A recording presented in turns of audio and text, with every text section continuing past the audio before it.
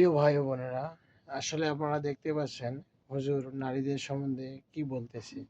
মেয়েরা যারা মাথায় কাপড় দেয় না, বিশেষ করে মেয়েরা হিজাব যারা করে না, কিয়ামতের ময়দানে এই মেয়েদের এক একটা চুল এক একটা সাপ হয়ে তার শরীরে তার মাথায় দংশন করতে থাকবে। নাউজুবিল্লাহ।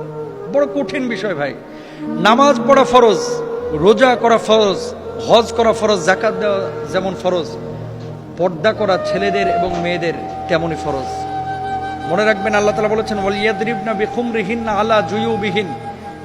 মেয়েরা এমন একটা পোশাক মাথা থেকে পা পর্যন্ত ঝুলিয়ে দিবে যাতে করে তার শারীরিক আকার আকৃতি অবয়ব বোঝা না যায়।